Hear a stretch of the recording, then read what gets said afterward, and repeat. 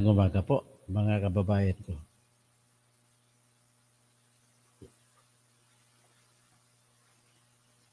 Ibabalita ko lang po na nakapagsampa na po ng apila si Attorney Kaufman, Nicholas Kaufman, na abogado ni Duterte, laban doon sa desisyon ng ICC, International Criminal Court Pre-Trial Chamber, sa pagbabasura ng request nila na palayain si Duterte ng pansamantala habang may paglilitis.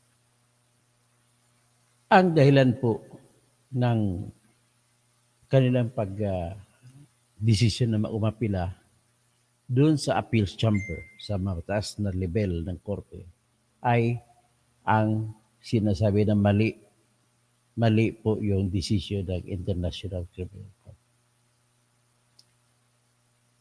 At kung mali, ano ang sinasabi nila na mali? Okay, hindi natin nabasa yung kanilang, wala tayong nabasa, wala akong nabasa na kanilang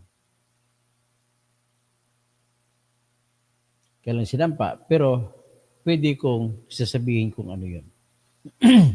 Kung bakit mali.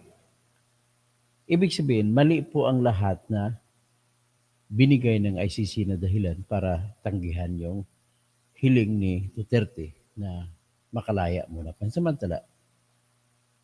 At sinabi pa nila na sila ay willing tanggapin kung anong mga kondisyon ang ibibigay ng ICC sa kapalit ng pansamantalang kalayaan.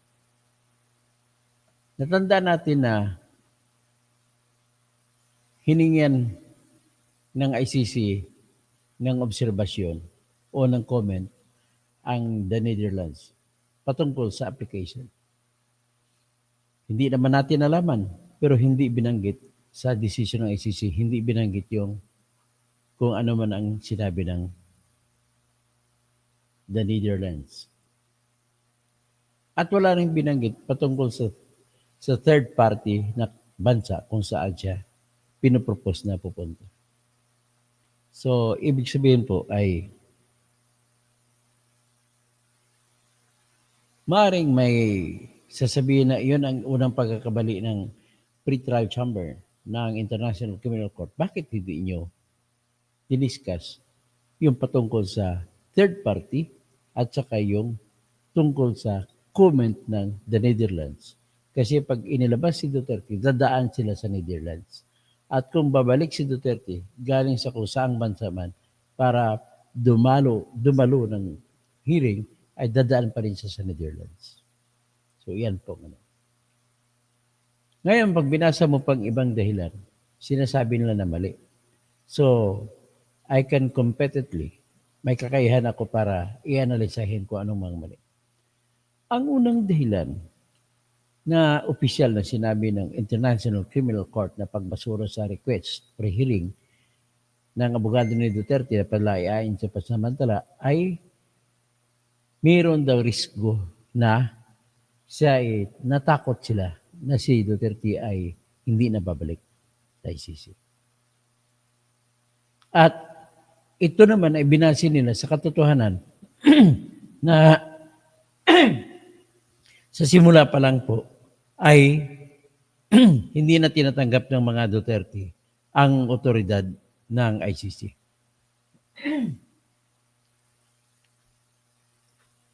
Tapos isa pa, yung sinasabi nila na marami daw malawak daw ang koneksyon nito ni Duterte sa politika. Kaya hindi siya pwede, isa pa, dagdagan na nanalo siya sa pagiging mayor ng Davao City. Iyan ay magbibigay ng problema sa ICC. Mali ba yan? Tama. Unang-una, ang iyan ay hula lamang ng ICC. O pwede natin sabihin, opinion lamang nila. Ngayon, pag sinabi mong opinion, ang katotohanan ng buhay, pag tumingin ka sa logic, wala pong hindi totoo na opinion. Maaring mali opinion, pero malang hindi totoo. Or wala rin totoo. So ngayon, pag sinabi niya may significant risk of absconding, itong sagot ko rito, kung ako yung si Attorney Kaufman, kung ako abogado ni Duterte, ang argumentoin ko ay mali po yun ang sasabihin ninyo na may problema kayo, natatakot kayo na baka hindi na babalik si Digong Duterte. Bakit po? Kasi pwede nyo namang gawin, utusan nyo ang si Duterte na humingi ng kondisyon sa Philippine government na yung Philippine government, kung dito siya sa Davao, ang magbabantay sa kanya, mga sariling pulis. At under the disposal of the International Criminal Court. Yan ang gagawin ko kung ako ang abogado ni Duterte. So, magpapile ako ng motion for reconsideration. Ay, hindi, makapila ko. Kasi wala sa kanang motion for reconsideration eh. Bawal. One time lang. Sa pagkapila, yan ang una kong sabihin. Mali naman itong ICC, bakit hindi nila muna in-explore? Na tanungin ang mga abogado, patanungin ang abogado ni Duterte, payag ba kayo na mag-commit ang Philippine government? Kung mag-commit ang Philippine government, na babantayan nila si Duterte doon, at mag-commit ang Philippine government na arestuhin nila kung hindi babalik, papalik sa dihig, at saka yung pamasahe, ay hindi nila gagrant. Pero pwede nila i-grant kung papayag ang Philippine government. Dapat sana ganun. Ibig sabihin, mali po ang desisyon ng ICC para sabihin na kinatatakutan na hindi na babalik si Duterte. At hindi rin pwede gamitin ng ICC na katwiran ang katotohanan na kumukontra sa jurisdiction sila ni Duterte. Karapatan po yun. Hindi naman ibig sabihin na kapag kinukontra mo ang jurisdiction, nagsampa kasi ng request to determine the jurisdiction ang abogado ni Duterte. Hindi po yan ibig sabihin na kumukontra sa ICC, na otoridad ng ICC. Kundi, ina-assert lamang, ina-argue lamang. Dito sa korte natin sa Pilipinas, gano'n yan. It does not mean to say that if you're questioning the jurisdiction of the court, you are already disrespectful to the court. Hindi po. Mali po yan. Kaya mali din ang katwiran ng ICC pagka gano'n. Kung ako abogado ni Duterte, dadalhin kong ganung argumento papunta po sa appeals chamber. Next, natatakot din ko na sila na kapag lumabas si Duterte, ay gagawa siya kung anong paraan na magiging mahadlangan, madelay ang pagtakbo ng katarungan. Obstruction of justice ang kinatatakutan. Bakit nasabi ko? Pwede sila humingi ng comment sa Philippine government para i-assure ng Philippine government na ang Philippine government ang magbabantay. Ganun lang simple. Dapat, mali itong kanilang rason na dahil natatakot sila obstruction. So kung may nagbabantay kay Duterte, paano pa ngayon si Duterte makahadlang para mag-cause ng delay sa trial? At isa pa kinatatakutan na, baka tatakutin ni Duterte yung mga testigo. Kayang-kaya naman nila yan na bantayan. Huwag baka alis, opisina lang sa Davao City as mayor at bahay, si Duterte pwedeng pumunta. Pwede nilang bawalan ng cellphone. Pwedeng bawalan ang lahat ng bisita dyan except sa opisina niya, makaharap niya mga bisita niya. Ang isa pa kinatakutan na, which is wrong, pwede naman mangako. Sabi nila, yung nawala sila, natakot sila sa mga sinasabi lagi sa speech ni Vice President Sara Duterte. Na yung magtitreat sila na i-break him out. Sige, batbitin natin, ilabas natin. Ibang ganong kwento. Siyempre, rhetorics lang kung tawagin niya. Siyempre, pag ang ICC, pwede sila humingi sa Philippine government ng tulong. Total, tumutulong na rin ang Philippine government eh. Nabantayan lang si Duterte para hindi siya mananakot ng testigo, hindi siya maaaring pumatay ng testigo, at hindi siya makagalaw. Tapos, ang sunod na dahilan nila, pangatlo ay, may risko daw, baka gagawa daw ulit ng krimen, papatay. Ano bang klase? Hindi ka na nga presidente, paano ka pa makagawa ng gusto mo gawing patay? May gwardiya ka pa. Kaya mali po talaga ang ICC dito. Pagkatapos, yung pinakahuli nila na dahilan ay hindi doon sapat ang rason na may sakit siya. Of course, sasabihin na hindi sapat kasi ganito ang nangyari. Unang doktor na tumingin kay Duterte ay kanyang doktor. Nagsabi na may diferensya ang kanyang pag-iisip at hindi na siya makakilala. Partially. Kuminsan nakakilala, kuminsan hindi. Next, nag-utos ang ICC na korte mismo ng kanilang sariling doktor na tumingin. Pareho din ang findings. Partial din. Ngayon ito, nag-agree na po nitong bandang huli. Tapos ng decision, pero nag-agree bandang huli ang prosecution at saka abang abogado ni Duterte na magkaroon ng panibagong team ng mga doctors na titingin sa kaso ni Duterte kung pwede pa ba siya ipoporsigihin sa trial o hindi na. Kasi kung malimutin na siya, wala na, hindi na pwede. So ngayon, kung medical claim pala, bakit hindi man lamang inutos muna ng ICC? Inutos muna nila na magkaroon ng team na titingin sa kay Duterte bago sila nagdesisyon sa tinatawag na request for temporary or tawag niyan, provisional liberty. Ganun lang ako simple. So mali, expected ko po na ganun ang argumento ni Attorney Kaufman. So be that as it may, hanggang dyan lang muna tayo. Tapos mamaya pagising ko ay mag-discuss tayo ng mga substantive issues with regard to that. At saka meron akong expose. So araw-araw siguraduhin ko na may expose ako. Unahin ko na po, no? Ang expose ko bukas, mamaya, pag gising ko ay patungkol po sa opisyal ng PIDEA na siya po ang dahilan kung bakit maraming mga shabu na nahuli lumutang-lutang sa Northern Luzon. Sa Pangasinan, sa Bataan, sa Zambales, sa Ilocos Norte, at sa Cagayan Valley. Yan po ang ating expose bukas. Pinapaunahan ko na kayo na itong aking expose po ay delikado po ito. So kung delikado ito, sinusugal ko po yung buhay ko rito. Okay? So bago ako matulog, sagutin ko muna yung mga comment dito. Unahin ko muna sa taas kasi walang kwenta yung comment ni Paul dyan eh. Okay? Dave Dumbrick. Hello po, attorney. Appealable pa kaya? Appealable po. Appealable po. Makapila siya sa appeals chamber. Kaya ang katotohanan nga, nakasampa na sila ng apila eh. Si Benvenido Riquetillo. Attorney Toto, good morning. Watching you here in Riyadh, Saudi Arabia.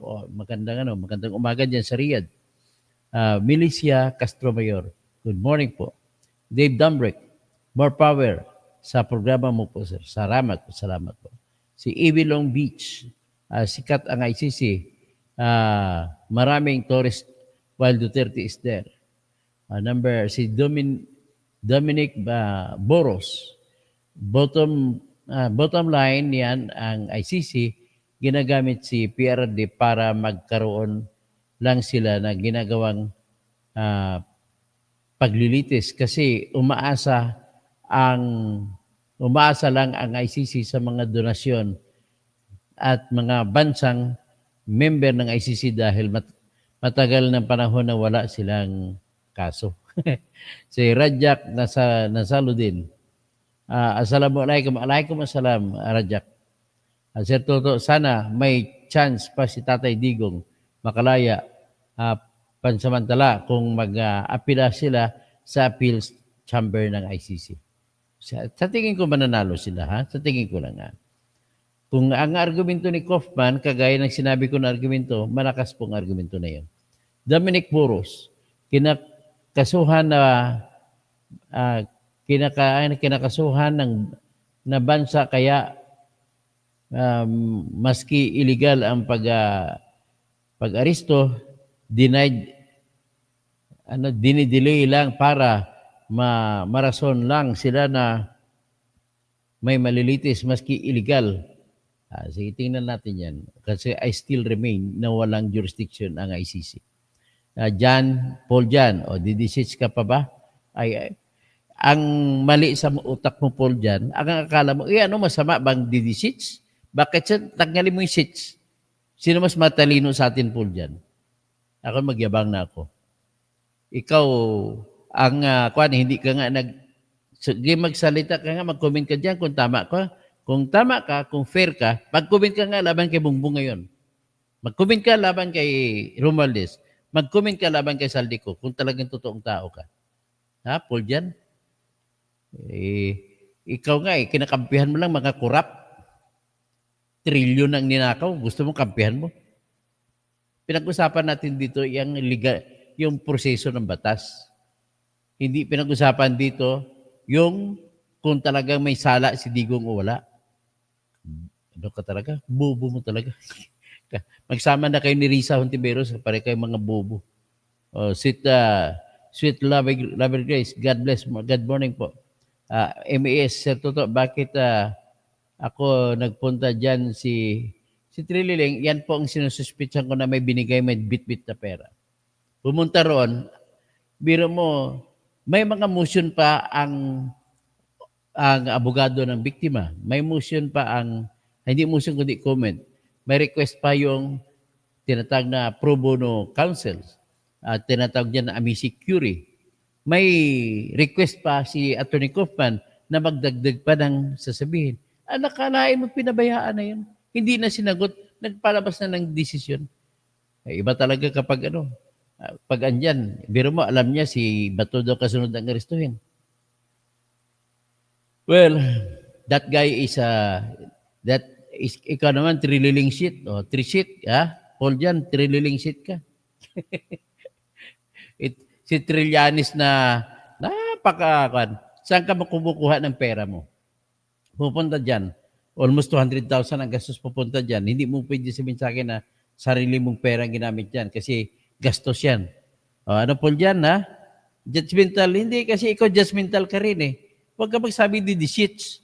Kasi pangit po pakinggan ni didisits. Akala mo ikaw lang matalino. Akala mo ikaw lang magaling.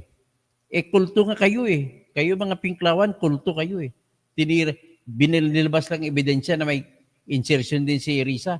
Kulto kayo, kinuyog niyo si Anthony Taberna. Di ba? Yan. Wag mo nang itanggi, Paul Jan. You are nothing but like another kulto na mga pinklawan na kulto. Hindi kaya BBM na kulto. Hanggang dyan lang muna tayo. At matulog tayo. Pasensya ka na, Paul Jan. It's only, take it as a friendly arguments. Okay? Let's see each other. And God bless you, Paul Jan. Gregory Babaran, tinik talaga sa lalamunan ng Duterte si Senator Trillanes. Alam mo, hindi tinik si Senator Trillanes, buang yan. Walang kwentang tao yan. Ang pinag-umpisa ng galit ni Trillanes, na kinukumbinsi niya si Duterte nung natatakbo siyang vice presidente siya ni Duterte. Hindi niya tinanggap eh. Nagalit. Alam mo, walang kwentang yan. Binentangan niya mga kasama niyang mga magdalo eh. Ganun lang po. Kaya iwasan na rin po na pakiusap lang ko sa iyo, Greg, Paul. Salamat naman, Paul, sa response mo. Magkiusap tayo sa lahat. Huwag po tayo ako, kinikwento ko lang po batas kung ano ang apilan ni Duterte. Hindi po ako nagsasabi na maka-Duterte ako. Ang sinasabi ko lang kung ano ang batas. Ganon din kung sinong involved. Si Boying Rimulya, si Romualdez, batas lang pag-usapan natin. Si Zaldico, si BBM, yan lang ang hiling ko sa inyo. Alam mo bakit, Paul? Kapag sa batas tayo nag-uusap, tanging batas labang ang pag-asa nating mga mababang tao. Pag gumalang ang lahat ng mga mayayaman sa batas, patas ang laban natin. Pwede tayong magnegosyo na kahit wala tayong kalaban. Kaya nga binuo yung tinatawag na Philippine Competition Commission para patas ang labanan. Kaya ngayon, pag magkapera ako kahit konti, mag-umpisa po ako na konting negosyo kasi tinanggal naman lisensya ko bilang abogado. I have to find a small business I have to establish a small business. Siguro baka mag-restaurant na lang ako. Total, masarap naman ako kung magluto. Yung anak ko magaling din na magluto. Yung asawa ko magaling magluto. Baka pa lang. May kakain sa aking restaurant. Kahit kikita lang ako ng 1,000 a day, ayos na yun. Kung hindi, baka may pera ako, ay bibili ako ng hybrid o di kaya ng ano ng Binfast yung o di kaya BYD para gagawin kong Grab. O di kaya Vinfast na lang gagawin kong Grab. Kasi bawal ata si BYD na gagawin Grab ang BYD. So ang akin na lang siguro, bibili lang ako ng Vinfast. Total efficient naman ang electric. So at kung kahit walang ibang driver, pwede na ako mag-drive. At mag-grab muna ako. So salamat po Mas. Ah, Sweet Lover Grace. Di Doc, parang napakababaw na lang po ng ICC para mababaw nga ang kanilang rason. Takot, hindi pwede naman nila lagyan ng gwardiya si Duterte o ilagay nila sa lugar na hindi kinatakutan nila. Ganun lang po kasimple yan. Tapos hindi nila napatunayan na makapagbigay sila ng health care. Pero mo nagkakasakit yung matanda doon. Dapat may healthcare. At kung ang pinaka-the best na healthcare ay kung mismo sarili niyang nurse na Pilipina ang mag-asikaso at sariling doktor na Pilipino na mag-asikaso sa kanya. At least nakakaintindihan sa salita at saka sa kultura pare-pareho. Si Greg Babaran, magandang umaga po ha. Alis na ako. Sana matupad ang plano mo na hinahanap na gusto ko pa rin magbalik ang lisensya. Paul dyan, sana naman po yung mga punto niya, batas po yun. Puntong batas lang po tayo dyan. Wala tayong magagawa dyan kung ang decision kasi kahit ang paniwala ko, buong-buo paniwala ko na mali ang ICC. Pero wala tayong magagawa kasi sila ang nag-decision. But then, ang trabaho ko dito, para sa antay o pabor kay Duterte, ipakita ko lang kung anong batas. You will expect me to argue for what I do believe should be the application of law or the correct application of law. But you cannot expect me to side with anybody basta kontra sa batas.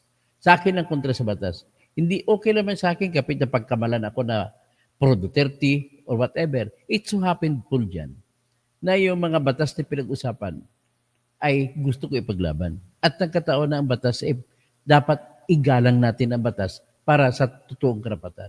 Kaya it doesn't matter kahit 1,000 o 1,000,000 pang pinatay ng tao. Si Hitler nga si Mao Zedong nga Hindi siya firing squad. Milyong Chinese ang pinatay niya. 6 na milyon na Chinese. Si Pol Pot sa Cambodia, maraming pinatay. Siya nag-originate ng killing fields. So, that means to say, there is that higher calling. Kahit sabihin natin na maraming pinatay si Duterte na hindi naman nila inaamin, but then I do believe na marami namatay sa kanyang diskarte. I do believe in that. But the problem is, it's one thing to believe and it's another thing to prove with evidence. So, if we want to prove it with evidence, then we have to talk about the law. What is the law? And the only chance for us people who are lowly in life, who have less in life, that we should have more in law. Yan ang sa akin naman. Kahit hindi na more in law, kahit pantay na po. Kasi unang-una, marami po akong tinutulungan kahit hanggang ngayon na hindi pa ako abogado. Maraming humingi ng tulong sa akin. Marami pong siguro hindi pa kayo kasi nakapagsimula ng negosyo sa atin dito sa bansa natin. Kapag kaaway mong mayor, hindi ka po makakakuha ng permit, hanapan ka ng butas. At kapag magandang negosyo mo at meron kang karibal sa negosyo na malapit sa mayor, gagawan ka ng paraan. Yan po pinaka-problema sa ating sa Pilipinas. So, with this, tingnan mo ang competition law kung mag-apply ba yan sa mga farmers natin. Umiiyak yung mga farmers sa Nueva Ecija nung isang araw sa hearing. Akalain mo, napilitan na sila magbenta ng palay nila, Paul dyan. 8 piso kada kilo. Lugi. Kasi wala nang bibili. Unless kung may pera sila, yung produkto nila, pwede nilang i-imbak at yun ang kainin nila. Well, as a matter of tinatawag na decision making in life, dapat mag-advise din ng gobyerno kung ano. Kasi kung ako ang presidente ng Pilipinas, the first thing that I will do para magiging patas po, Paul, Greg, ay ang gawin ko na po na mga tao mismo, tayong mga tao, ang magdesisyon, kopyahin ko po yung sistema sa Amerika. Na yung sistema ng jury po, nagsimula po yan sa noong June 15, 1215 sa United Kingdom. Hindi pa United Kingdom yan, no? Great Britain pa. Nagsimula yan, naisilang yan dahil sa ideya ng isang French prince na tumulong sa mga noblemen ng Great Britain na nagrebelde laban kay Bad King John. Kasi si Bad King John, patay dito, patay doon, patay doon. So, they thought out and their thinking process was so deep that they were able to create a justice system na hindi na iwasan na yung hari nag-aakusa at hari din na maghusga. Kaya ang ginawa, nagrebelde po. That was the only thing to change the government. Unfortunately, rebellion. I am not endorsing rebellion, but history shows nagbago ang mukha ng pamamalakad ng pamahalaan sa Russia nung natalo ang 113 years na political dynasty ng mga pamilya Romanov. Pinatay ng Bolshevik revolutionist, sila ni Nikolai Lenin, ang lahat ng mga anak-apo ng mga Romanov. The same thing happened nung nagrebelde naman sa Romania. Nang na-corner ng mga pamilya Teodescu na siyang tinatawag na Tsar. Ang tawag kasi sa kanila ng King Tsar. The same manner, it is called in Russia as Tsar. Pinatay po lahat, pati po mga apo. Pinatay lahat, kawawa. Pag mapanood mong movie na yun. So meaning to say, if you really want to have a genuine change for the better, there is no other way. Ayokong sabihin. Kasi baka kakasuhan ako na inciting to rebellion. Pero I do not intend to rebel. My only intention here is, kung ako tanongin niyo po, Sir Greg, Sir Paul, Sir Nick Reyes, ang gusto ko kung masunod ako, mag-people power po tayo lahat at tanggalin na, resign na lahat, tunawin na natin, isara na natin ang Senate, isara natin ang House of Representatives, isara natin ang Office of the Vice President, isara natin ang Office of the President. At gawa tayo ng bagong konstitusyon at tanggalin natin kung maaari ang lahat po ng decision making sa kamay ng isang tao. Dahil sa kamay lamang ng isang tao, kagakibungbong, ang decision making, inabuso niya, inappoint niya si Rebulya. Dahil sa kamay ni Bongbong lamang ang kapangyarihan sa pagdesisyon, final decision, kung ipasaba ang budget o hindi. Inaprobahan niya budget, kaya nagbigay buhay sa pagnanakaw ng tinatag na flood control money. Yan pong aking genuine intention. I do not know if I can do it. I am 60 years old by now. I do not know where ang yaman ng aking isip at ang strength ng aking resolve. I do believe that I am stronger in resolve compared to Lee Kuan Yew. Kailangan natin ang Lee Kuan Yew sa Pilipinas. Ang hindi ko lang gusto kay Lee Kuan Yew ay hindi niya in-implement, hindi niya sinunod ang English system of, kasi sakop sila ng English noon, yung English system of justice na jury. But then, until when will Singapore remain Ang problema lang, na ang maganda lang sa Singapore, na-instill na sa kada citizen yung mataas na uri na pagkadesente ng pamamalakad sa buhay. Kaya sa atin, hindi natin makaya ito yan. The only way is, let us change the system. You cannot say that it is the people in the system that matters. No, it is not the people in the system. If we have that kind of people like the Filipinos who run amok, then the best way is change the system whereby all Filipinos will follow. All Filipinos will be compelled to act according to the system. Ang system na naisip ko, isa lang palitan natin, tapos ng laban. Na mga magja-judge sa atin ngayon, puro na mga tao na pinili 12, nirapol mula po sa komunidad. Sa tuwing trial, iba-iba yung dosi ang maghiring, ang magdidesisyon, ang magiging judge at magdidesisyon. If that will be happen to us, we would be following the footsteps of Great Britain that exported the best system of justice to America. It has also exported the best justice system to Canada, to Australia, to New Zealand, and finally to Hong Kong. Hindi nyo ba alam na until now, kaya maunlad ang Hong Kong? Kasi yung system of justice ng jury, kahit sakop na sila ng China, ay naiwan pa rin, nananatili pa rin. And to the contrary, basahin nyo sa China, sinusunod na nila ngayon ang jury system of justice sa ibang mga lugar nila. And to think, Japan, before the war, Japan government, through the emperor, justice system nila noon, ay hindi emperor ang judge. Jury system din. Nawala lang jury system nung natalo sila sa gera at napersa sila ngayon. At naging judge na system. Ang judge system nila, 5 years ago, ay tinanggal nila.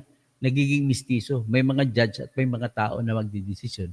Kasi kapag judge system, walang kalaban-laban ang kahit sinong hinuli ng pulis.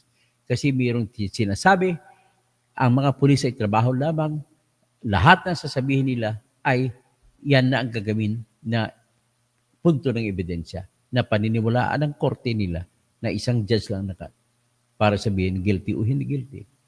But then, almost 100% ang conviction rate. Alarmed by that, ginawa ni Japan, bumuo sila ng 6. Kada court, kada hearing, 6 na tao.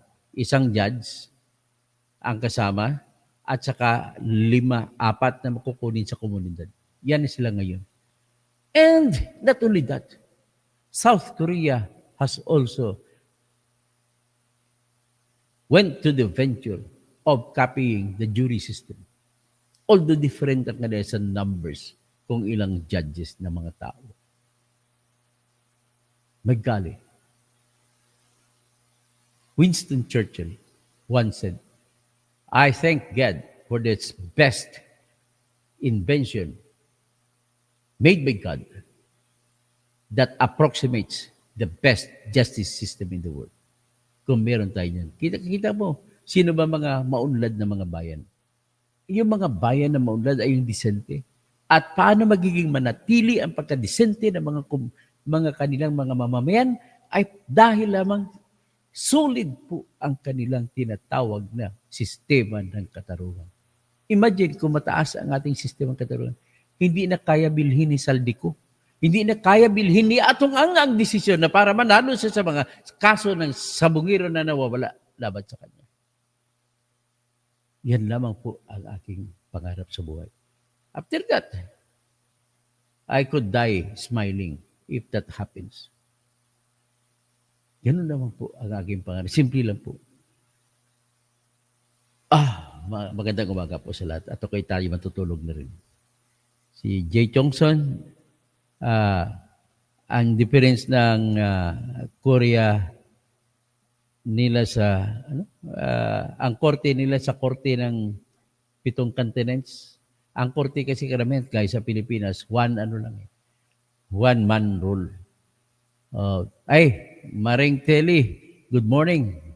Pare, kilala mo si Erwin Tulfo na pinag-ayunan ng, sinang-ayunan ng Ombudsman Secretary? Oh, kilala ko siya. Kawawa ang Pilipinas. Sige Mari, tawagan kita. May balak. Kinasuhan ko kasi si Erwin Tulfo, inantay ko lang ang patawag ng Senate Electoral Tribunal. Siguro pag may time lang ako, I'm so busy, yung mga ginagawa ko, pasyalan ko kayo ni paring Jojo dyan. Kung dyan pa kayo. Alam mo na, hindi ko na sabihin kung saan. Ah, Tapos si Sweet Lover Grace. Dok, ang Japan po, papalit-palit na ang minister.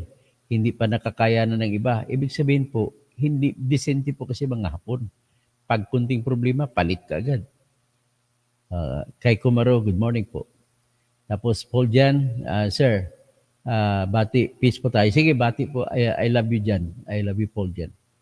Tapos si John Singh, Senator Bato. Senator Boto, Senator Bato. Ano ba Bato tawag? Kabukak ko ba si Bato? Yung sinasabi mo, malapit ka na ICC, handa ka na ba?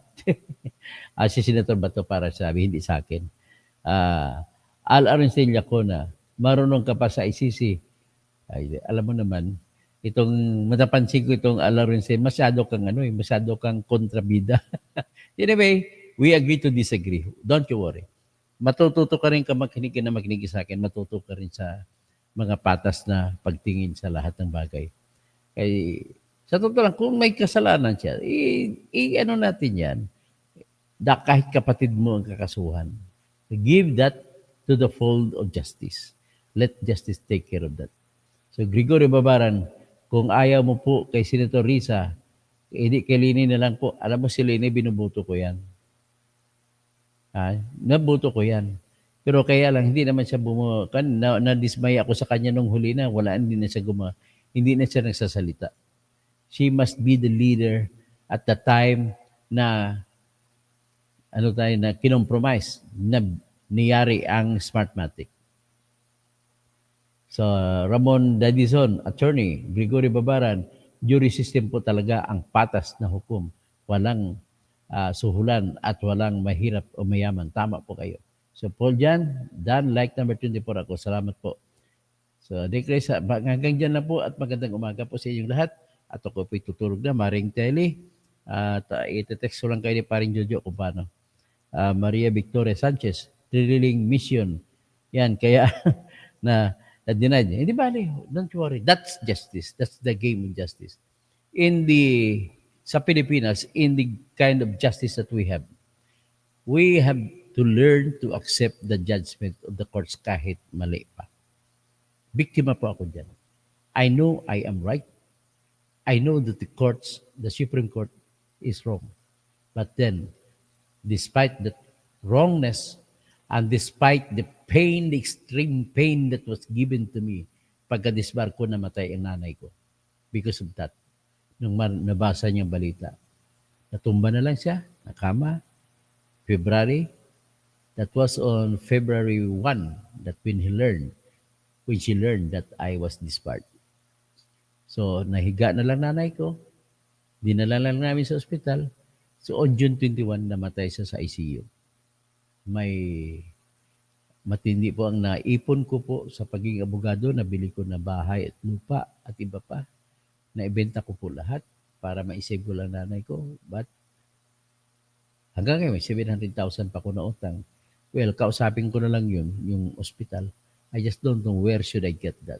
But because I am a crusader for truth and for justice, then utang nan muna. I will find a way kung paano ko mabayaran yun. O sige, magandang umaga po sa inyong lahat.